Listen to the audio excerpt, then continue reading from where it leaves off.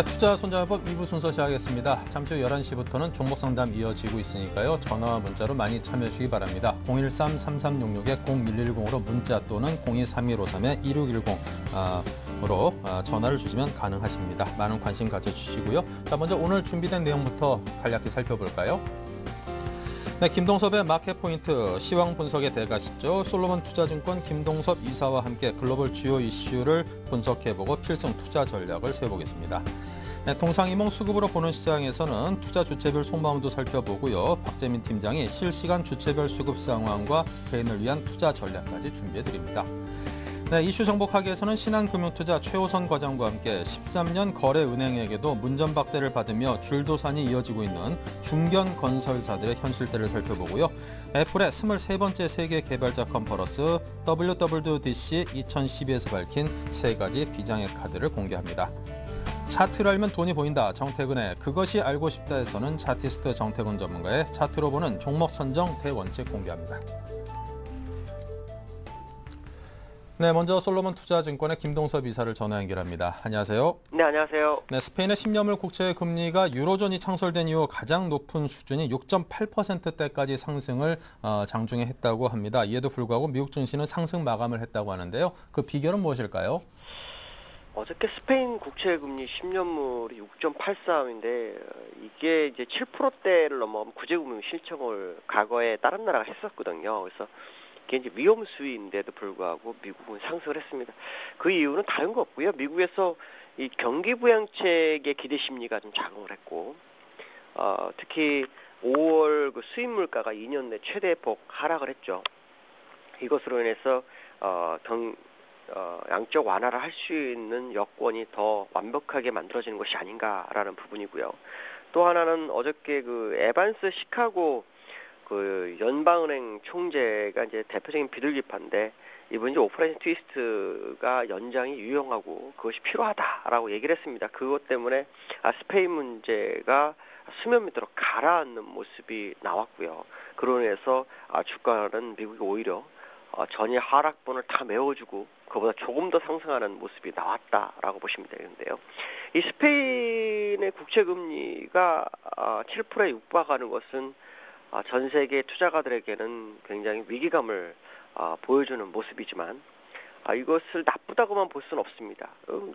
스페인 금리가 굉장히 안 좋은데 왜 나쁘다고 보지 말라 이렇게 말씀드리는 이유 중에 하나는 유로존의 지금 그 유로존 17개국이 계속해서 재정 정책을 준비하는 과정 속에서 독일의 메르켈 총리가 그 반대한 정책이 굉장히 많습니다. 그중에 대표적인 것이 유로본드고요. 그 다음엔 22 역활학대에 대한 부분, 그 다음에 은행 동맹 같은 거 이런 부분들이 얘기가 많았었는데 스페인 문제가 시장에 부각되면서 이 스페인의 재정 위기가 다시 이탈리아까지 가게 되고 이탈리아에서 프랑스까지 전이가 된다면 독일이 할 수 있는 게 없는 상황이죠. 호미로 막을 거 가래로도 못 막는 상황이 발생할 수 있다는 거죠.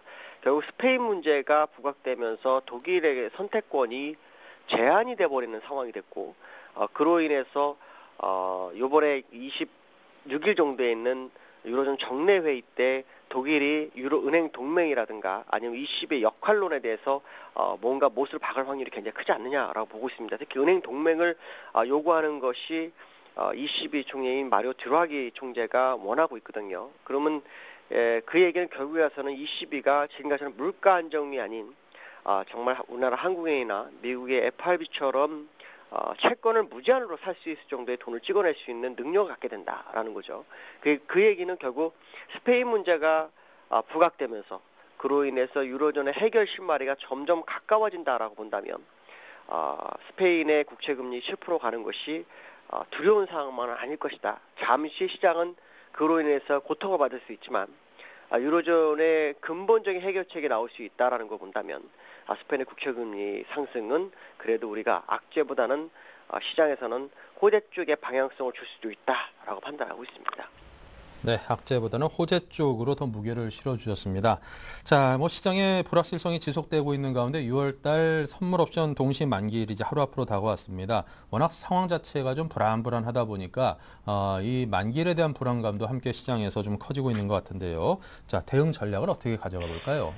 만기날은 항상 보면 그 프로그램 매도가 굉장히 중요한 역할을 합니다. 네. 프로그램 매도가 굉장히 중요한데 지난번 주가가 하락하면서 프로그램 매도가 어마어마하게 시장에 출혈을 했고 그런 해서 매물 압박은 없는 것 같습니다.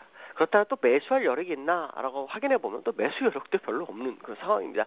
그 얘기는 이번 만기는 잔잔하게 흘러갈 수도 있다라는 판단이 쓰고 있고요. 제가 어저께도 말씀드렸지만 미국이 시간의 선물에서 1%가 상승했다가 봉장에서는 오히려 거꾸로 마이너스 1%가 돼서 국내장에 충격을 줄 수 있는 부분이 있지만 하락폭은 제한될 거다라고 말씀드린 것도 바로 만기의 영향권에 있기 때문에 그렇습니다. 그 얘기는 결국 이 만기에는 사실 프로그램 매물 압박은 별로 없을 것 같고 오히려 프로그램 매수가 시장에 유입될 수도 있는 아주 중요한 자리라고 보여지고 있고요. 만기 지수를 뭐 미리 언급하기는 상당히 좀 부담스러운 부분이 있으나 포지션상으로 봤을 때는 지금 247, 1863포인트를 중심으로 외국인 개인 기관이 전부 매수 쪽에 있습니다. 그리고 풋 쪽에서는 245까지가 기관이 매수를 해놨고 245 부분에 개인과 외국인은 큰 매도를 쳐놨습니다. 그 얘기는 시장은 1863에서 1850 사이에서의 움직임이 있을 거다라는 것을 나타내고 있죠. 결국 미국이 오늘 새벽에 1.3% 상승을 했죠. 국내장이 크게 반응을 못하는 이유도 바로 이 포지션에 갇혔기 때문에 그렇다고 본다면 지금 시장에 큰 변동성을 요구하는 만기일은 아닐 것이다 라고 판단하고 있고요. 그러나 그래도 혹시라도 247.5, 1863이 돌파하게 되면 1880일까지는 열어두고 보시는 게 좋지 않을까. 그리고 하단선으로는 1840 정도가 만약 혹시 무너진다 그러면은 1825 정도까지 열어두는 전략이 필요하지만 전체적인 흐름으로 봤을 때는 1863에서 1844 사이에서의 결제 가능성을 좀 생각해 볼 필요성이 있고요. 이 시점에 혹시라도 주가가 밀리는 모습이 나온다면 그때는 그동안 주식을 사지 못하신 분한테는 매수의 기회로 접근해 볼 만한 자리가 아닐까라고 판단하고 있습니다. 네. 자, 코스피 지수가 이제 미국의 추가 부양 기대감에 상승 출발했습니다. 그 강도가 뭐 강하진 않습니다만 오늘장 투자 전략 어떻게 짜볼까요? 오늘은 아침에 갭상승했다가 밀려서 음봉이 출회한 상황이죠.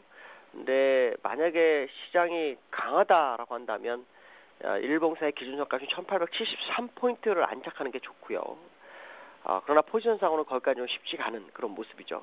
어쨌든 지금 상황으로 봤을 때는 전환선이 우상향으로 틀면서 수급 자체가 매도에서 매수로 완전히 기울었고요. 5일선과 22선이 골드크로스가 날 수 있는 아주 중요한 자리라 그러면 지금 자리는 계속해서 저점 시간에다 물량을 매수할 필요성이 있다라고 보여지고 있고요. 단기적으로 혹시 눌린다 그러면 21선인 1835 정도를 하단선으로 보시면 접근하시면 될 것 같습니다. 그러나 시장의 모습으로 봤을 때는 종목별로 매수세가 유입되기 시작한 지가 상당히 됐습니다. 한 보름 정도 됐기 때문에 특히 화학이라든가 정유주 같은 종목들이 시장의 테마로 급부상할 수 있다면 주가가 눌리는 거를 기회로 삼아서 매수에 같이 진입해보는 것도 나쁘지 않다라고 보고 있습니다.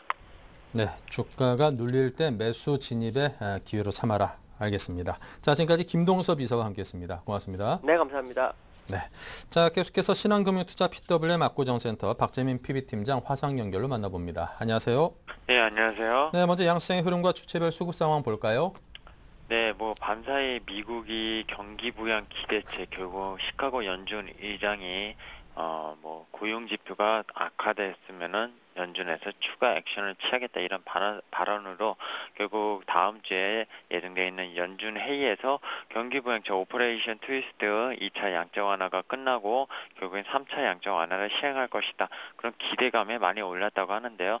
사실 좀 어떻게 보면은 최근 증시가 일회성 이슈의 등락이 자꾸 반복되는 장세 때문에 결국 투자가 더 어렵지 않나 일단 판단을 하고 있습니다. 금일 수급별로 자세한 좀 업종별로 좀 체크를 해보겠습니다. 금일 외국인이 샀다 팔았다 결국 하고 있지만 아무래도 매수 물량이 좀 들어오는 물량이 있고요. 285억 정도 시장에서 사고 있습니다. 근데 특징적인 게 사실 좀 설명을 드리자면 복잡한데요. 지금 내일 선물 옵션 컷오프 위축 내일을 앞두고서 9월물 결국 차월물은 매도를 치고요. 6월물은 매수를 해가지고 노루버를 시키고 있습니다. 노루버를 시키면서 아무래도 노루버 시키면서 베이시스는 어느 정도 고정, 스프레드가 크게 벌어지지 않은 상태에서 노루버를 해야지 큰 손실이 안 나기 때문에 현물을 고정하는 의미에서 현물을 뭐 지금 같은 거래가 없는 장에서 소폭만 사도 그렇게 많이 빠지지 않는 모습이 유지가 되기 때문에 외국인이 그렇기 때문에 현물이 매수하는 모습이라고 생각을 하시면 되겠습니다. 그리고 개인은 234억을 사고 있습니다.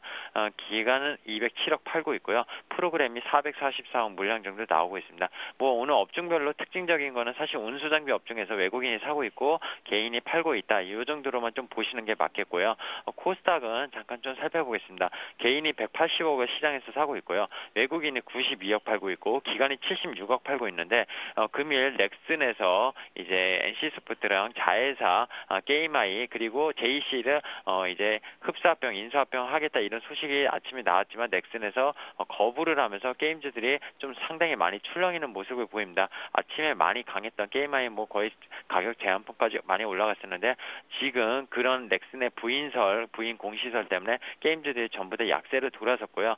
그런 게임주들 사실 오늘 개인이 많이 달라붙고 있고 기관은 사실 차익 실현을 하는 모습, 뉴스에 팔아라 뭐 이런 소식이 거의 정통적으로 맞았다 이렇게 좀 보시는 게 맞겠습니다. 네. 자, 오늘 투자 주체별 속내를 표현하자면요. 네, 외국인 만기일 하루 앞두고 있습니다. 뭐 밤사이 뉴욕 증시가 솔직히 뭐 기대 심리, 반발 심리에 올라갔다 가는 건 사실 저는 믿지 않고요.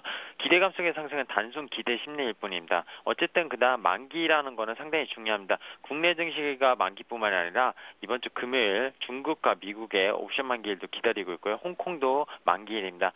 전 세계가 옵션 만기일을 기다리고 있으면 상당히 뭐 조 이상의 금액이 왔다 갔다 하기 때문에 그동안에 결국에는 어떤 이제 포지션을 맞구를 맞춰놓은 그 포지션에 상당히 베팅을 해놓은 결국 외국인들의 힘이 항상 입김이 많이 작용을 하는데요. 만기 때는 그런 포지션에 연연하기 때문에 이번 주 큰 폭의 상승 아니면 큰 폭의 하락 없을 거라고 말씀드렸습니다. 추가적인 어떤 양적 완화가 크게 나오거나 아니면은 어떤 추가적인 악재가 크게 나오면은 생각보다 큰 포지션에 이탈이 있을지 모르겠지만 그게 아니라면은 지금 선물지수 한 245선에서 247선 이 정도에서 뭐 결제되지 않겠나 일단 생각을 하고 있고요.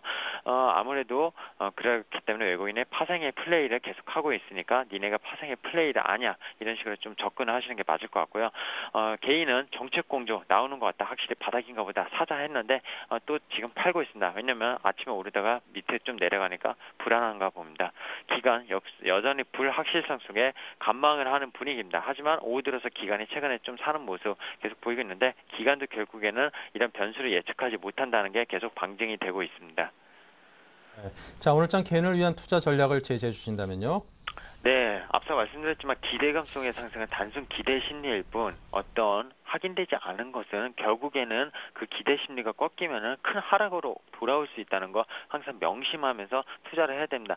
지금 현물 물리신 분들 아니면 현물 최근에 바닥에서 사신 분들 그런 적극적인 어떤 대책을 좀 오늘 말씀을 드리겠습니다.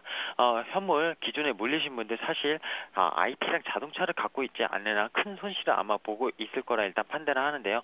솔직히 2000선에서도 못 파는 거 지금 이 바닥에서 솔직히 파는 거 의미가 없고요. 여기서 팔고 다시 다른 걸로 갈아탄다고 해서 수익이 사실 보장되지 않습니다. 그렇기 때문에 그리스 2차 총선 그리고 6월달 미국 어떤 정책 공조 이런 것들 전부 다 확인될 때까지는 그냥 제가 계속 관망을 하라고 한 게 매매를 번갈아 가면서 반복적으로 계속 너무 많이 하게 되면 결국 손실폭만 커지기 때문에 답답하시더라도 결국엔 물리신 분들 그냥 관망 속에 가만히 계시는 게 맞을 것으로 판단되고요. 밑에서 만약에 1700대 잡으신 분들은 어떻게 보면 수익이 나신 분들이 꽤 많으실 수 있는데 어느 정도 분할 매도하면서 현금을 좀 많이 챙겨놓는 전략이 일단 필요하다고 생각이 됩니다. 그 이유는 결국 미국, 유럽이 추가 양적 완화책을 지금 정책 공조안에 공조하면서 결국 나오고 있는 어떤 상당히 빨라지는 속도가 그런 점이 시장에 대한 하방 지지력은 분명히 만들고 있는 것만은 긍정적입니다. 밤사이도 사실 FRB에서 목표치 물가 상승률 목표치를 항상 세워놓는데요. 그 물가 상승률 목표치보다 지금 떨어져 있는 상황이기 때문에 통화정책 완화에 큰 여유를 찾았기 때문에 경기 부양책 기대감이 다시 떠오른 거고요. 아무래도 6월 19일, 20일 연준 회의 때 오퍼레이션 트위스트 정책이 아무래도 6월 말에 종료가 되기 때문에 추가적인 어떤 정책이 나올 것이라는 기대감은 당연히 나올 수밖에 없습니다. 하지만 유로존 위기가 어떤 지금 다양한 이벤트에서 시장 방향성이 꼭 위로 열린 것은 아니고 아래로 다시 갈 수도 있는 상황이기 때문에 지금 장담할 수는 없습니다. 스페인 국채금리만 해도 유로존 창설 이후에 지금 최대치를 어제 찍었습니다. 6.8%대까지 찍었고요. 7%가 넘어가면 계속 마지노선이라고 나오는데 이태리 국채의 입찰이 오늘 밤에 기다리고 있습니다. 그리고 어제 말씀드린 미국 투자은행들 오늘 JP모건의 그런 청문회가 마감이 되면서 그런 어떤 소식들이 아무래도 들리지 않을까 하는데 그런 소식들 결국 이벤트들이 아무것도 지금 예상할 수 없습니다. 어떤 전문가도 사실 예상할 수 없는 지금 상황이고요. 유로존 위기는 결코 이렇게 쉽게 끝날 문제가 아니기 때문에 시장을 계속 관망하라고 답답하지만 좀 말씀을 드리는 거고요. 만약에 시장이 턴을 하게 되면 그때 가서 다시 말씀을 드리겠지만 그때 가서는 여전히 실적이 신뢰가 가는 IT 자동차를 매매하시는 게 가대낙폭 민감주보다는 훨씬 낫다고 일단 판단을 하고 있습니다. 하지만 그거는 시장에 대한 방향성이 확실히 위쪽으로 나타났을 때고요. 지금은 여전히 트레이딩 바이 종목으로 트레이딩 바이 전략으로 가시는 게 맞을 것으로 일단 생각을 하고 있습니다. 네, 자, 지금까지 박재민 PB팀장의 도움 말씀이었습니다. 감사합니다. 네, 감사합니다.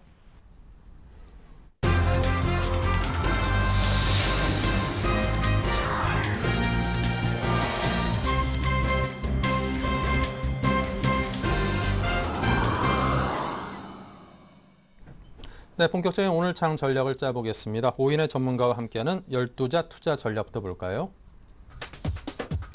네, 박성일 연구원은 기술적 반등을 이용한 단기 매매 구간이라는 평가를 했고요. 박소영 대리는 반등 시에 우선 매도 후 조정 시에 다시 재매수를 권유했습니다. 신영훈 연구원은 5일선 지지가 기대되는 장, 최희용 대리는 추가 반등 시에 차익을 실현하자고 했습니다. 김도영 대표는 고점을 돌파 못하는 대형주는 이익을 실현하자고 했고요. 업종으로 옮겨가면요. 박성일 연구원은 IT, 자동차, 조선업종의 매수를, 박소영 대리는 갤럭시 S3 예약 매진에 관련해서 수혜주에 관심을 갖자고 당부했습니다. 신용훈 연구원은 자동차 업종의 분할 매수를, 최희용 대리는 전기전자업종 비중 확대 전략을 제시했고요. 김도영 대표는 IT, 자동차 부품주 단기 트레이딩 관점의 매수를 제시했습니다. 네, 이 가운데 교보증권 강서점의 신용훈 연구원과 이야기 나눠보죠. 안녕하세요. 예, 안녕하세요. 네, 먼저 현재 시황부터 살펴주시겠어요? 예, 시장은 시초가에 비해 상승폭을 계속 줄이고 있지만 5일선은 지지되고 있는 모습입니다. 어제 글로벌 시장 상승과는 별개의 움직임을 보이고 있는데요. 미국의 재정수지 적자 확대로 추가 부양책에 대한 기대감보다는 장중 사상 최고치를 경신했던 스페인의 국채 금리에 더 영향을 받는 모습입니다. 스페인은 최근 1,000억 유로의 구제금융 지원에도 불구하고 10년물 국채금리가 장중에 유로화 출범 이후 사상 최고치를 경신했었는데요. 국제신용평가사 피치가 스페인은행 18곳에 대한 신용등급을 무더기 강등한 것도 좋지 않은 영향이었다는 평가입니다. 이렇듯 대외적으로 호재와 악재가 혼재되어 있지만 지수가 5일선까지 조정을 받는다면 분할 매수 관점으로 접근하시기엔 큰 부담이 없어 보입니다. 네, 자, 오늘은 자동차 업종의 분할 매수 등의 의견을 제시해 주셨습니다. 보다 상세한 설명을 해주시죠. 예, 오늘 시장이 혼란스러운 가운데 굳건히 지지선을 지켜주고 있는 자동차 업종을 말씀드리려고 합니다. 그중 대장주인 현대차를 관심 있게 보고 있는데요. 코스피 지수가 121선을 한참 하회하며 큰 폭의 조정을 받을 때도 현대차는 121선을 지켜주며 단기 바닥을 다지는 모습을 보였습니다. 또한 121선 부근에서 기관의 순매수세는 하방 경직성을 확보해 주기도 했는데요. 최근의 수급을 보면 외국인 수급이 좋지 않음에도 불구하고 4일 연속 순매수세를 보이고 있고요. 기관 역시 어제 순매수로 돌아서는 모습을 보였습니다.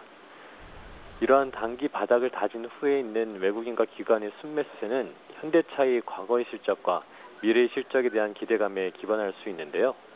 현대차는 사상 최대 실적세에 이어 추가적인 성장 동력까지 갖추고 있습니다. 최근의 이슈는 중국 3공장 가동이 임박했다는 건데요. 엄청난 성장 잠재력을 지닌 중국에서 연간 생산 능력이 기존 60만 대에서 100만 대로 증가하고 현재 라인업에 이어 아반떼 MD와 산타페 GM이 추가될 예정입니다.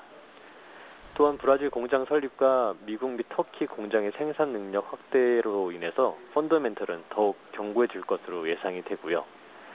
이렇듯 실적에 대한 기대감과 외국인과 기관의 수급, 그리고 단기 바닥을 다진 후 상승하는 흐름은 향후 현대차의 주가 흐름을 좀 더 긍정적으로 바라볼 수 있는 근거라는 생각입니다. 네, 자 그렇다면 현대차 말씀해 주셨는데요. 끝으로 가격대 어느 정도 돼서 접근을 해보고 대응을 할까요? 예, 매수가는 전일 종가인 23만 8,500원으로 네. 잡아드렸고요. 목표가는 26만 원, 손절가는 22만 원으로 잡아드리기로 했습니다. 네, 자 이렇게 오늘은 자동차 업종 그리고 현대차에 관한 정보를 드렸습니다. 신용훈 연구원과 함께했습니다. 감사합니다. 예, 감사합니다. 네, 오늘의 핫 이슈 또 살펴봐야죠. 이슈 정복하기 박미라 아나운서입니다. 안녕하세요. 이슈 정복하기 박미라입니다. 오늘은 어떤 이슈들이 있는지 함께 정리해보겠습니다. 최근 중견 건설사들의 줄도산이 이어지고 있습니다. 뿐만 아니라 채권 은행들이 주도하는 워크아웃 중인 회사마저 법정 관리에 들어가는 사례가 늘고 있습니다. 삼성전자의 다음 인수 대상이 어디일지에 관심이 쏠리고 있습니다. 이번 삼성전자 사장단의 실리콘밸리 방문이 단순 시장 조사가 아니라는 분석에 무게가 실리고 있습니다. 팀쿡 애플 최고 경영자는 미국 샌프란시스코에서 열린 애플 세계 개발자 회의에서 맥북 프로와 맥북 에어 등 화질과 디자인을 대폭 개선한 차세대 노트북 컴퓨터를 공개했습니다. 미국 중산층의 재산이 급격히 줄어들고 있습니다.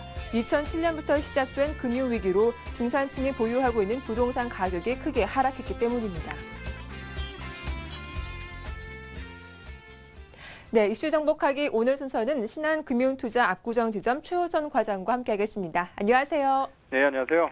네, 건설 경기 침체가 장기화되고 있습니다. 중견 건설사들의 줄도산이 이어지고 있는데요. 해결 방법은 없는 것인지 이 건설업체들의 상황 좀 살펴봐 주시죠. 예. 아시다시피 지금 시공순위 13위인 금호산업이 지금 워크아웃 상태고요. 덕산건설, 풍임산업, 신동아건설 좀 유명한 기업들이 지금 그 워크아웃 중입니다. 그래서 좀 이런 내용이 왜 그렇게 됐냐고 상황을 좀 알아보면 부동산 불패 신화에 대한 이제 믿음이 이제 미국 그 서브프라임 사태 전까지는 굳건했었는데 현재 시점에서는 2012년에는 이제 그 많은 저축은행과 건설사들이 이제 과도한 PF 추진으로 인하여 현재 영업정지 및 법정 관리를 좀 받고 있습니다. 물론 이제 경영난의 1차 책임은 건설사 경영진에 있는데요. 시장 변화에 대응하지 못하고 주택 경기에만 의존한 청수답식 경영 구조를 탈피하지 못해서인데 거기에 이제 불투명하고 방만한 구태 경영도 원인 중 하나로 지적이 됩니다. 근데 여기에 이제 은행들이 건설사의 부실을 더욱 악화시켰다는 이제 비판이 있는데요. 은행들이 이제 부동산 시장 화랑기에 사업성 검증은 좀 뒷전인 채 실적 위주로 이제 영업해서 담보를 잡고 무차별적인 PF 영업 때문에 이제 거품을 좀 키우는 일조를 했다. 그래서 이게 지금 부메랑처럼 건설사 부실로 돌아보자 이번에는 이제 무차별적인 자금 회수에 나섰다는 지적도 있습니다. 그래서 이제 이로 인해 재무 상황이 여의치 않은 중견 건설사들이 자금난에 시달려서 흑자 도산을 하거나 줄줄이 워크아웃에 들어가는 상황이 좀 내몰렸는데 은행들이 이제 워크아웃 건설사의 이제 계좌를 흐트러진 채 신규 사업을 중단하고 기존 자산을 매각 채권 회수하는데 우선순위를 뒀다는 것들이 이제 최근 이 관련된 회사들의 어려운 점입니다. 그런데 이제 은행들 입장에서 좀 보게 되면 당장 정부로부터 자산 건전성을 높이는 압박을 받는 처지라서 건설사를 지원하는 데 한계가 좀 있습니다. 문제는 이제 이를 대신해줄 자금 시장이 사실상 좀 존재하지 않는 데 있는데요. 최근 어깨 1위였던 솔로몬 저축은행의 영업정지 사례가 좀 그 예로 좀 볼 수가 있습니다. 현재 은행들은 이제 대손 충당금을 쌓고 국제결제은행, 그러니까 BIS 기준 자기자본 비율을 맞춰야 하는 상황이라서 건설사를 지원하기가 좀 힘든 상황입니다. 따라서 PF, ABCP, 자산 유동화 기업업이나 회사채 시장이 은행에 이제 PF를 받아줘야 하지만 이쪽도 좀 얼어붙어 있는 상황에서 특히 이제 유럽 문제도 좀 일어나고 있어가지고요. 이런 사태가 지속되면 멀쩡한 회사라도 좀 자금난 때문에 좀 더욱 어려움이 가속될 것이다 이렇게 보고 있습니다. 네, 다음 이슈입니다. 최근 삼성전자가 해외에서 왕성한 M&A를 펼치고 있죠. 과연 다음 인수 후보지는 어디일지 벌써부터 관심이 쏠리고 있는데요. 이번엔 삼성전자 사장단이 실리콘밸리에 방문했다고요? 예. 그 삼성전자가 이제 12일날 윤부근 소비자 가전 담당 사장님과 신종균 정보기술 모바일 담당 사장, 또 김현석 영상 디스플레이 부사장, 그다음에 한명섭 디지털 이미지 사업부장 등 이제 DMC 부분 사업부장들이 실리콘밸리 출장길에 일단 올랐다고 발표를 했습니다. 삼성전자 DMC 부분 사장들이 함께 실리콘밸리로 향한 건 좀 이례적인데 부품 사업을 진행하는 DS 부분 사장들은 이번 출장길에 합류하지 않았고요. 이걸 좀 해석을 하면 부품보다는 이제 완제품의 완성도를 높이기 위해서 관련된 회사들을 좀 알아보러 갔다 이렇게 이해를 할 수가 있는데 이번 조사는 단순히 이제 시장조사 차원이 아니라 M&A 대상을 좀 물색하러 나섰다는 쪽에 이제 분석에 무게를 두고 있습니다. M&A를 통해서 핵심 기술을 확보하고 이를 통해 각 사업부의 시너지 효과를 극대화하는 게 이제 전략 일환인데 대표적으로 이제 삼성전자가 마이크로소프트와 함께 노키아 인수설에 나올 것이라는 뉴스가 한번 나왔었고요. 노키아 본사는 이제 MS가 직접 인수를 하고 해서 이제 스마트폰 직접 뛰어들고 삼성전자는 노키아의 자회사인 네트워크 장비 업체인 노키아 지멘스를 인수한다는 전망도 있습니다. 그리고 삼성전자가 준비 중인 클라우드 서비스인 X클라우드를 위해서 엠스팟 인수 이후에 또 다른 벤처기업 인수에 나설 수 있다는 뉴스가 좀 나오고 있는데 삼성전자는 스마트폰용 서비스로 X클라우드 개발해 왔지만 최근 이제 스마트 TV, PC, 가전 등 이제 삼성전자 보유 모든 기기를 연결하고 콘텐츠를 공유할 수 있는 전산적 서비스 확대할 방침입니다. 삼성전자 이러한 행보는 최신 스마트폰을 열심히 사용하고 있는 소비자라면 충분히 이해가 될 수 있는 상황인데요. 삼성전자의 경우에 이제 TV와 스마트폰을 중심으로 한 스마트 가전 시대의 선도적지를 선점하기 위해서 경쟁력 강화 대안으로 적극적인 해외 M&A가 이루어지고 있는데 이 부분을 이런 생태가 상황을 좀 보게 되면 기존의 애플사가 그 컴퓨터 회사에서 핸드폰 용량을 키우면서 핸드폰이 사업이 잘 되면서 핸드폰에 들어가는 반도체나 어떤 설계 기술 관련된 회사들이 인수하는 부분에서 삼성전자가 좀 탄력을 받았다고 보시면 될 것 같고요. 특히 이제 현재에서 애플과 특허권 분쟁만큼 글로벌 스마트 가전 시대를 누가 빨리 편리하게 리딩하느냐가 이 스마트폰 판매량 경쟁 이후의 최종 승부라고 볼 수 있겠습니다. 네. 다시 한번 애플이 세상을 놀라게 해줄지 관심이 쏠리고 있습니다. 현지 시간으로 11일 애플이 차세대 제품을 선보였는데요. 어떤 제품들이 있는지 그리고 이전과 달라진 점은 무엇인지도 소개해 주시죠. 예. 애플이 이제 미국 샌프란시스코에서 23번째 WWDC, 그러니까 애플 개발자 컨퍼런스 개최를 했는데요. 애플이 이번 행사에서 레티나 디스플레이를 탑재한 맥북 프로를 비롯해서 노트북 라인업과 맥 OS인 OS X 마운틴 라이언, 그 다음에 iOS 6를 공개를 했습니다. 기조연설에 나온 그 애플 CEO 팀 쿡은 애플 스토어에는 300만 개에 이르는 계정과 65만 개에 이르는 앱이 있고 다운로드 횟수만 해도 300억 번이라는 말로 애플이 구축한 생태를 강조를 했습니다. 그는 그 아이폰 관련 동영상 이후에 오늘 소개할 내용은 이것이라면서 맥북과 OS X, iOS 6를 이제 세 가지를 선보였는데 그중 대표적인 혁신 제품이 바로 레티나 디스플레이를 만난 맥북 프로입니다. 이 제품은 무게 2kg에 이제 두께가 18mm에 불과하지만 15.4인치 레티나 디스플레이를 탑재를 했고요. 2880 곱하기 1800의 해상도를 가진 이 레티나 디스플레이가 지난 2010년 애플이 아이폰 4에 처음 도입한 기술 이후에 노트북에 채용한 건 이번이 처음이고요.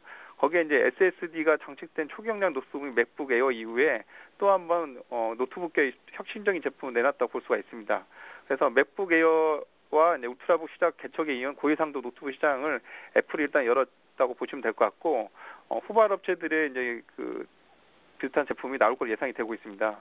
그 다음에 나온 거는 이제 OSX의 마운틴 라이언인데 지난 2월 발표한 운영 체계입니다. 애플은 이제 맥킨토시 시스템이 현재 전 세계 6,600만 대 보급된 상태로 지난 몇 년 동안 보급대수가 3배나 급증했다고 보고 있는데요. 이 OS X 마운틴 라이언이 기존에 이제 그 OS 6랑 이게 모바일 들어가는 운영 체계랑 연동된다는 점이 유기적인 어떤 네트워크가 이루어졌다고 볼 수 있기 때문에 중요한 점이라고 볼 수가 있습니다. 그리고 세 번째는 애플이 또 자랑하고 있는 음성인식 기술인 시리입니다. 애플은 iOS 6를 소개하는 자리에서도 최신 버전 사용률이 높다는 점을 강조하면서 이번에 선보인 iOS를 업데이트했지만 이번에 선보인 iOS 6에서 200개 이상 새로운 기능을 추가했는데 그중에 대표적인 게 시리라고 얘기를 했고요. 시리의 추가적인 기능으로 이제 행사장에서 야구 경기에 대한 결과, NBA 스포츠 선수에 대한 시즌 성적, 영화 정보 관련 내용 등 시리와 대화를 주고받는 장면을 시연을 했는데 앞서 방금 말씀드린 삼성전자의 음성인식 시스템인 그 S클라우드와 제 클라우드 서비스 S클라우드와 삼성전자가 추가를 하려고 하고 있는 음성인식 관련된 어떤 경쟁에서 일단은 우위를 더 점하기 위해서 과거보다 좀 진보된 기술을 선보였습니다. 그래서 좀 결론적으로 좀 보게 되면 SSD의 보급 확대가 이제 삼성전자 부품 수혜주로 볼 수가 있고, 레티나 디스플레이 같은 경우는 이제 LG 디스플레이와 삼성전자, CD 같은 경우는 음성 인식 관련된 국내 회사들은 지켜볼 수 있고요. 특히 이날 주목한 거는 구글 맵이 퇴출되면서 애플 자체 맵을 썼다고 합니다. 그래서 삼성전자도 비슷한 전략 쓰지 않을까 하는 생각이 좀 들고요. 마지막으로는 페이스북 연계 강화 흐름에 보여주는 글로벌 IT 업계의 화두가 확인됐다, 이렇게 보시면 될 것 같습니다. 네, 마지막 이슈입니다. 미국의 중산층이 무너지고 있다고 하죠. 집값 하락세가 지속되면서 3년간 재산은 40%나 줄었는데요. 이 세계 경기 큰 축인 미국의 경제 상황 좀 자세하게 분석을 해주시죠. 예. 미국 연방준비제도가 11일 발표한 소비자 금융 설문조사에 따르면 2007년부터 2010년 사이에 미국 중산층 가계 순자산 가치가 12만 6,400만 400달러에서 7만 7,300달러로 무려 38.8% 줄어든 것으로 나타났습니다. 이 같은 순자산 가치는 1992년 이후 18년 만에 가장 낮은 수준으로 나왔는데요. 이와 반대로 최상위 소득 10%대 부자들의 자산은 2010년 119만 달러에서 같은 기간 오히려 1.8% 늘어났습니다. 이는 최하위 20%가 계층 자산 중간층 6,200달러보다 무려 192배 많은 금액인데요.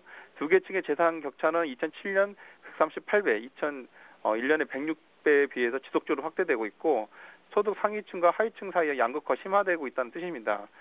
이렇게 차이가 나오는 이유가 뭐냐면, 중산층의 경우 전체 재산에서 차지하는 부동산 비중이 크기 때문인데, 부유층은 전체 자산에서 부동산 비중이 상대적으로 크지 않은 편입니다. 그래서 연준은 보고서에서 금융자산이나 주가 하락이 이 기간 재산 감소에 영향을 주지만 재산 감소의 주요 요인은 주택가격 붕괴에 따른 것이라고 설명을 했고, 앞서 말씀드린 대로 주가지수가 빠진 거에 비해서 주택가격 지수 하락에 의해서 중산층의 이제 그 소득 규모가 줄어들었다, 이렇게 보시면 될 것 같습니다. 그래서 이런 분위기 때문에 주택가격 반등이 일어날 것에 대한 자신감이 없기 때문에 미국인들이 현재 부채를 줄이기 위한 노력을 좀 하고 있는데, 신용카드 빚을 지고 있는 미국인 비중이 2007년 당시보다 6.7%포인트 줄어들어서 39.4% 수준으로 떨어졌다고 합니다. 그리고 신용카드 부채 중간값도 2007년 3,100달러에서 2010년 2,600달러로 16.1% 감소를 했고요. 그래서 부채가 있는 가계 비율이 2001년 이후 줄고 증가세에 있었으나 2007년에서 2010년 사이에는 이 비율이 2.1% 줄어들어서 74.9% 낮아졌습니다. 그래서 워싱턴 포스트지는 이에 대해서 이제 지난 3년 동안 진행된 금융위기가 미국인들이 20년 동안 벌어야 할 소득을 날려버렸다. 그래서 중산층 붕괴가 가장 심각하다고 분석을 했는데, 특히 우리는 국내 투자자 입장에서 보게 되면 현재 당장 유럽 위기 속에서 글로벌 지수의 버팀목이었던 미국 소비 증가 전망이 미국 부동산 현재 경기 수준을 감안하면 연말까지 쉽지 않을 것이라는 좀 어려운 전망이 좀 나올 수 있고요. 그래서 국내 투자자들도 이런 부분에 좀 관심을 가지고 지켜봐야 할 것 같습니다. 네, 말씀 잘 들었습니다. 지금까지 신한금융투자 최호성 과장과 함께했습니다. 고맙습니다. 네, 감사합니다. 이슈 정복하기 지금까지 박미라였습니다.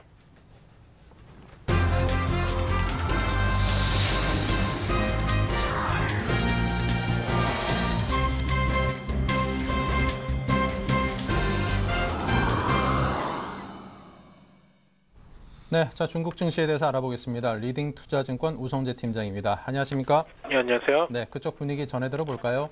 예, 지금 상하이 종합주가지수 2294.05포인트 0.19% 상승의 움직임 보이고 있습니다. 시장에서의 강한 매수에 유입되지 않고 있는 가운데 간망 심리는 계속 커지고 있는 상황인데요. 결국 금리 인하 이후 시장이 강하게 상승할 것이라는 기대감이 컸었는데 지금 이러한 흐름세가 이어져 나가면서 시장에서의 움직임 좀 둔화되고 있다고 보시면 좋을 것 같습니다. 결국 2300선 내외 부근에서 강한 눌림목이 형성되고 있는 것으로 보이고 있는 가운데 시장에서의 매수 물량들 당분간 좀 이어져 나올지 여부는 좀 지켜보셔야 될 것 같습니다.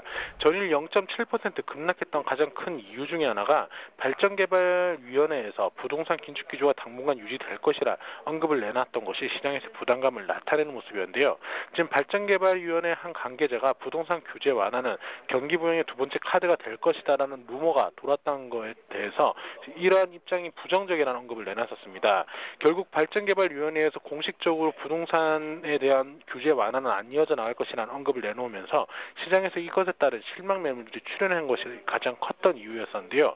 결국 긴축 기조가 다 계속적으로 부동산 쪽으로는 긴축 기조가 계속적으로 이어져 나갈 확률이 높고 그 후에나 시장에서의 움직임 좀 달라질 것으로 보이고 있는 만큼 시장에서의 관망심이 좀 커지고 있는 상황입니다. 지금 바클레이즈에서는 중국이 3분기에 대출금리를 추가로 완화시킬 것이라는 언급을 내놨었습니다. 결국 지금 중국의 경기를 부양하기 위해서 계속적으로 긴축 기조를 이어져 나가기보다는 규제 완화 쪽으로 이어져 나갈 확률이 높을 것이라는 언급을 내놓으면서 바클레이즈에서는 이러한 언급들을 내놓고 있는 상황인데요. 이와 함께 국가정보센터에서도 3분기에 중국 경제가 상승세로 전환될 것이라는 전망을 내놓으면서 이러한 중국의 경제가 계속적으로 상승을 이끌어 나갈 것이라는데 무게감을 실어주고는 있습니다. 하지만 계속적으로 이러한 이야기들은 꾸준히 나왔지만 시장에서 실질적으로 이러한 것에 따른 확신이 크게 서지 않는 모습을 보이면서 시장에서 매수세가 강하게 유입되고 있지 않는 상황인데요. 이와 함께 철강석의 재고가 크게 증가하는 모습을 보이면서 중국 경제 성장률이 둔화 국면에 진입하고 있다는데 무게감을 더욱더 실어주고 있는 것이 가장 큰 부담이라고 보시면 좋을 것 같습니다. 결국 중국 경제가 성장세를 이끌어 나가기 위해서는 중국에서의 계속적인 정책적인 부분들이 완화가 돼야 되는데 이러한 부분들이 계속적으로 이어져 나갈지에 대해서는 아직까지는 좀 시장에서 미지수라는 이야기들이 나오면서 관망심리가 커지고 있는 것이 증시의 상승을 주도하지 못하고 있는 상황인데요. 결국 오늘 상하이 종합주가지수 또한 2300선에서의 강한 눌림목을 이어져 나가면서 시장에서의 강한 관망심리는 좀 많이 커질 것으로 보이고 있습니다. 결국 매수세가 유입되기 위해서는 이러한 부분들이 불안감에서 확신으로 바뀌면서 매수세가 유입돼야 되지만 시간이 좀 걸릴 것으로 보이고 있는 가운데 오늘 중국 본토지수 혼주장세 움직임 전망된다라고 보시면서 접근하셔야겠습니다. 네, 자 지금까지 중국 시장 소식 전해드린 우성재 팀장이었습니다. 감사합니다. 네, 고맙습니다.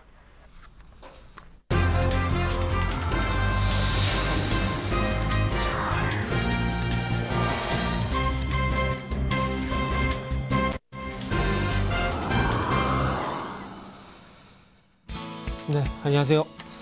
또 2주 만에 또 뵙게 됐네요. 좀 지난 2주 전에 제가 좀 어려운 내용을 해가지고 좀 일주일 연속으로 해가지고 조금 이해가 좀 될 수 있는 쪽으로 방송을 좀 하려고 했는데 2주가 좀 지난 상황에서 또 이 내용을 많이 또 까먹었을 것 같아요. 그래서 이번 주하고 그리고 다음 주 두 번에 나눠서 2주 전 했던 내용들을 이제 다음 주까지 2주에 나눠서 마지막으로 좀 하도록 하겠습니다. 그래서 좀 이해가 안 되시는 분들은 좀 부위들을 좀 참고하시는 게 이해 좀 좋을 것 같습니다. 자, 시간이 현재 36분인데 시간이 얼마 제가 가지고 있는 9분밖에 안 됩니다. 그래서 조금 빨리 내용을 좀 바로 좀 보도록 할게요. 자, 제가 2주 전에 말씀드렸던 내용 자체가 그 채권 지수죠. EMBI 스프레드 같은 채권 지수를 같이 보게 되면서 지금 화면에 나가고 있듯이 이 내용에 대한 부분을 했었는데요. 1차적으로 그 주식 시장과 그리고 EMBI 스프레드의 연관성을 좀 먼저 보도록 할게요. 자, EMBI 스프레드 같은 경우에 신흥시장 채권 가상금리 스프레드라고 말씀을 드렸습니다. 그래서 여기에 대한 공부는 좀 적게 두더라도 이것을 어떻게 활용을 하는지를 이번 주에 조금 키포인트를 한번 잡아보도록 할게요. 자, 채권 인덱스와 그리고 신흥국 채권 인덱스 그리고 선진국 채권 인덱스 간의 금리 차이라고 말씀을 드렸습니다. 그래서 신흥국 채권 인덱스는 마찬가지 위험 자산이 될 수가 있고요. 그리고 선진국 채권 인덱스는 말 그대로 안전 자산이 될 수 있습니다. 그래서 안전 자산과 그리고 안전 자산과 그리고 위험 자산 간의 어떤 그 괴리를 통해서 지금 시장에 참가하고 있는 포지션자들이 위험 자산 쪽으로 매수를 하는지 아니면 안전 자산 쪽으로 매수를 하는지 그 부분을 참고할 수 있는 지표라고 좀 이해를 하시면 될 것 같습니다. 그래서 다시 한번 화면을 좀 연결시켜 본다면은 거기에 대한 내용들을 한번 다시 좀 보게 된다면 이 아래쪽 내용입니다. 아래쪽 내용인데 자, 화면 지금 나가고 있는데 안전자산인 선진국 채권과 그리고 위험자산인 이머징 채권 간의 금리 차이, 즉 스프레드를 통해서 현재 시장에 참가하고 있는 참가자들의 어떤 포지션을 파악하는 데 용이하다고 말씀을 드렸어요. 그래서 이게 어쨌든 그 안전자산과 그리고 좀 전에 말씀드렸듯이 신흥국 채권 인덱스를 보게 되면서 안전자산과 그리고 위험자산 쪽에서 얼마만큼 자금들이 이동을 하는지 그 부분을 좀 체크를 할 수 있는 지표라고 좀 말씀 한번 드려보도록 할게요. 그래서 이걸 어떻게 활용하는지가 더 중요할 것 같은데요.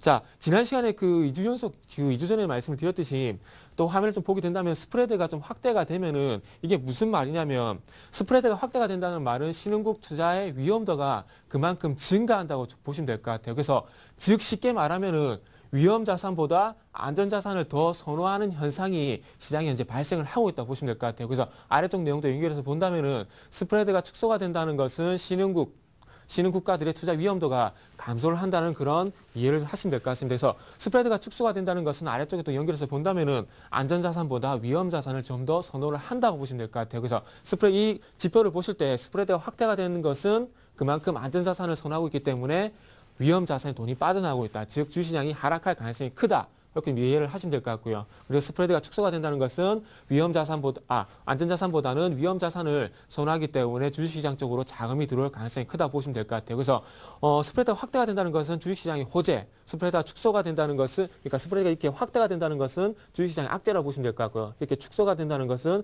주식시장의 호재가 된다 보시면 될 것 같아요. 그래서 이 부분을 좀 더 자세하게 말씀드려 본다면은 주식시장의 흐름과 이 아래쪽에 있듯이 주식시장 흐름과 역관계, 즉 반비례 관계에 있다고 보시면 될 것 같아요. 주식시장과 그러니까 쉽게 말해서 EMBI 스프레드는 주식시장과 반대로 이렇게 움직인다 보시면 될 것 같아요. 이렇게 이런 역관계, 이런 부분을 좀 보시면 될 것 같습니다. 자, 그래서 그 차트를 좀 같이 보시면서 말씀드릴게요.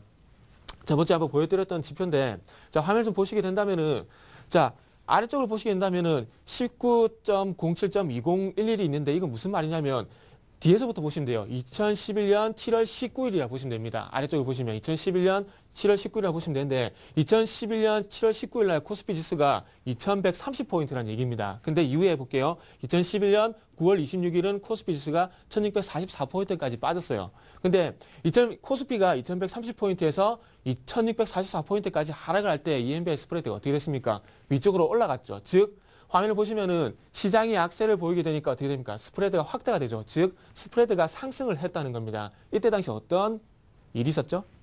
S&P가 미국의 신용 등급을 강등시키게 되면서 시장에 큰 충격을 줬죠. 그러면서 EMBI 스프레드가 급등을 하게 되고 코스피 지수는 급락을 했다는 겁니다. 그리고 나서 시장이 다시 한번 좀 강세를 하기는 좀 그렇지만은 시장이 좀 강세로 전환이 되고 그러면서 스프레드가 아래쪽으로 하락을 했죠. 즉 스프레드가 축소가 되면서 시장이 좀 안정을 찾아갔다는 겁니다. 그리고 최근에 와서 저 아래쪽 다시 한번 볼게요. 2012년 3월 22일 날 코스피가 2026포인트를 기록을 했습니다. 그리고 난 다음에 그리스라든지 스페인에 대한 어떤 유로존 위기가 다시 한번 재부각이 되게 되면서 어떤 현상이 발생이 됐냐면은 시장 약세, 즉 스프레드가 다시 한번 약세가 되면서 이 스프레드가 상승을 했다는 겁니다. 자, S&P가 미국의 신용등급을 강등, 그리고 그리스, 스페인과 같은 이런 시장에 어떤 위험 신호가 발생이 되니까 어떻게 됩니까? 스프레드가 위쪽으로 움직였죠.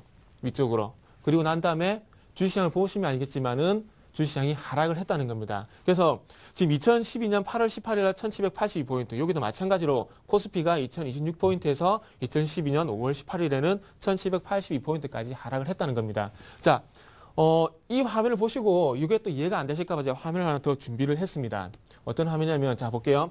1국면, 2국면, 3국면, 4국면을 제가 이렇게 친절하게 또 나눠놨습니다. 자, 화면을 보시게 된다면은 아래쪽이 코스피 흐름이고요. 그리고 위쪽이 그 EMBI 스프레드 흐름이라 좀 보시면 될 것 같습니다. 그래서 1국면을 보세요. 숫자 1이라 되어 있는 부분을 잘 보세요. 숫자 1이라 되어 있는 부분을 잘 보시면은 EMBI 스프레드가 확 상승을 하니까 어떻게 됩니까? 시장이 아래쪽으로 하락을 하죠. 이때 당시가 최고가 2192포인트가 되어 있는데 2200포인트에서 1644포인트까지 하락한 국면이라 보시면 될 것 같아요. 그리고 2국면을 보겠습니다. 2국면. 자, S&P가 그 미국 신용 등급을 하향 조정하고 난 다음에 시장이 조금 안정을 찾았죠. 근데 중요한 건 EMBI 스프레드가 옆으로 횡보를 했습니다. 2국면을 보실 때. 근데 중요한 건 아래쪽에도 마찬가지 보시면은 코스피 지수가 마찬가지로 1700에서 1900포인트까지 어떤 박스권 흐름이 연출이 됐다는 겁니다. 자, 그리고 나서 상국면 잘 볼게요. 상국면에서 이때 당시 어떤 얘기가 나왔습니까? ECB에서 1차 LT로 그리고 2차 LT로 실시하게 되면서 유동성분을 공급하게 되고 그러면서 시장이 위쪽으로 올라갔죠. 자, EMBI 스프레드가 축소가 되죠. 상국면 잘 보세요. 위쪽에 보시면은 EMBI 스프레드가 축소가 되면서 시장이 위쪽으로 올라갔다는 겁니다. 자, 1700포인트 있던 코스피 지수가 2050포인트까지 상승을 했다는 겁니다. 자, 그리고 마지막으로 4국면 좀 보도록 하겠습니다. 자, 4국면을 보게 되면은 EMBI 스프레드가 다시 한번 확대가 되죠. 이 4국면은 제가 좀 전에 말씀을 드렸듯이 어떤 국면이냐면 유로존이 그리스가 유로존을 탈퇴를 한다. 그리고 스페인이 또 뭐 문제가 생기게 되면서 구제금 스페인도 좀 위험할 것이다. 그런 얘기가 나오게 되면서 EMBI 스프레드가 확대가 됐어요. 그러면서 어떻게 됐습니까? 코스피 지수가 2050포인트를 돌파하지 못하고 다시 한번 좀 전에 말씀드렸듯이 1780포인트까지 하락을 했죠. 그래서 사국면을 보시게 된다면 EMBI 스프레드가 상승을 하니까 코스피가 다시 한번 하락을 하게 된다는 겁니다. 그래서 아래쪽에 글자를 다시 한번 볼게요. 자, 스프레드가 확대가 즉 스프레드가 상승하게 되면은 코스피 주식 위험자산을 나타내는 코스피는 하락을 하고요. 그리고 스프레드가 축소, 즉 스프레드가 아래쪽으로 하락을 하게 된다면은 코스피는 상승을 한다 보시면 될 것 같아요. 그래서 지금 화면을 보시는 바와 같이 1국면, 2국면, 3국면, 4국면 이렇게 4단계로 이렇게 나눠놨는데 여기서 보신 바와 같이 EMBI 스프레드가 위쪽으로 올라가게 된다면은 시장은 하락을 할 수가 있는, 시장의 위험 자산에 대한 회피 현상이 발생하게 되면서 시장은 하락을 하게 된다는 겁니다. 근데 그 위험 자산의 대표적인 게 뭐죠? 주식이라는 겁니다. 그래서 좀 전에 말씀드렸지만은 어쨌든 결론적으로 여기서 조금 마무리를 지어야 될 것 같은데요. EMBI 스프레드 영어로 되어 있어서 조금 이해하기도 힘들고 어려운 말 맞습니다. 근데 중요한 건 EMBI 스프레드가 위쪽으로 올라간다는 건 시장에서 위험 자산 회피 현상이 생긴다는 겁니다. 즉, 달러를 산다든지 분투제를 산다든지 이런 안전자산 쪽으로 돈이 이동하게 돼 있다는 겁니다. 그렇다면은 안전자산 쪽으로 돈이 이동하면 어떻게 되겠습니까? 주식시장에서 돈이 빠져나가겠죠. 그러면은 EMBI 스프레드가 상승하게 되면 당연히 주식시장은 아래쪽으로, 즉 위험자산은 아래쪽으로 흐를 수밖에 없다는 겁니다. 그래서 딴 거 필요 없습니다. 시장이 만약에 조금 위험하다 싶을 때 이 지표를 참고하셔가지고 이게 만약에 위쪽으로 상승하는 흐름이 나온다. 그러면은 주식시장이 조금 위험하겠구나 이렇게 빠져나오면 되고요. 그리고 시장이 조금 이 이국면처럼 바닥을 다질 때 요 EMBI 스프레드가 아래쪽으로 빠지는 흐름이 나오게 된다면은 이제부터 시장이 좀 올라가겠구나. 주식시장에 좀 참가해봐도 되겠구나. 여기까지만 좀 이해를 하시면 됩니다. 지금까지 한 10분 동안 제가 말씀드렸는데 다 까먹어도 상관없어요. 요것만 기억하시면 됩니다. 요 화면에 지금 나가는 이 화면 보시면서 이게 올라가면 주식시장이 빠지는구나. 이게 내려가면 주식시장이 올라가는구나. 요것만 오늘 10분 동안 제가 짧은 시간이지만 10분 동안 말씀드렸습니다. 그래서 요것만 기억을 하시고 넘어가셔도 상관이 없을 것 같아요. 그래서 일단은 여기서 조금 마무리를 해야 될 것 같고요. 그리고 난 다음에 다음 주는 이 EMBI 스프레드 그리고 코스피 그리고 환율까지 연결시켜서 어떻게 보는지를 한번 좀 말씀드려 보도록 할게요. 그래서 어떤 내용, 다음 주 맛보기로만 차트를 좀 보여드린다면 요 내용을 알 겁니다. 지금 화면에 나가는 게 주식시장, 환율, EMBI 스프레드 이 세 개를 비교를 할 거예요. 마지막 최종적으로. 그래서 이 화면을 좀 기억을 잘 해 놓으셨다가 다음 주 이 시간에 다시 한번 환율과 연결시켜서 요 내용을 다시 한번 마무리를 좀 하도록 할게요. 자, 어쨌든 오늘 10분 동안 이렇게 어려운 내용 이해시키기가 상당히 어려운데 그래서 제가 선택한 방안이 어쨌든 어떻게 활용을 하는지만 조금 말씀 한번 드려봤습니다. 그래서 좀 주식시장을 큰 그림을 그리실 때 조금 참고를 하셔가지고 좀 도움이 되셨으면 좋겠습니다. 자, 우리 인동성 앵커님이 상당히 주식에 대한 견문이 상당히 넓으세요. 그래서 저희 전문가들 상당히 긴장을 많이 시키는데 저번 주 저한테 그러시다가 좀 내용이 많이 어렵다고. 그래서 오늘 그 내용을 10분이나 짧은 시간에 이해시키는 좀 힘들더라고요. 그래서 조금 그에 대한 방안으로 조금 활용할 수 있는 방법만 조금 마련을 했습니다. 그래서 이번 주는 또 인동성 앵커님이 어떤 말씀을 하실지 저도 좀 기대가 되네요. 그래서 제가 준비한 내용은 여기까지고요. 다음 주에도 요 두 번째 내용을 가지고 마무리 좀 해보도록 하겠습니다. 그리고 스튜디오 연결해 보도록 하겠습니다. 임동성 앵커님. 네. 제가 견문이 넓고 아는 게 있으면 저 소리를 못 알아듣겠습니까? 아는 게 없으니까 알아듣기가 힘들어가지고 좀 쉽게 해달라는 부탁을 지난주에 한번 드렸습니다. 아마 시청자 여러분 중에서도 이제 주식 초보로 이제 시작하시는 분들이 꽤나 계실 텐데요. 그런 분들께서 이제 공부를 하려고 저희 프로그램 보시는 분들도 꽤 계실 텐데 그분들의 눈높이에 맞춰서 좀 쉽게 이해하실 수 있도록 저희가 좀 눈높이를 맞추고자 노력을 하자는 그런 노력을 계속 하고 있습니다. 양해 부탁을 드리고요. 자, 잠시 11시부터는 베스트 종목 상담 시간에 저희가 상담을 준비하고 있습니다. 013-3366-0110 문자와 전화 02-3153-1610 준비하고 있습니다. 많은 참여를 부탁드립니다. 저희 블로그도 꼭 한번 들러주시고요. 지금 시장이 오락가락합니다. 소폭 상승인 게 그나마 다행입니다. 저희는 내일 뵙겠습니다. 감사합니다.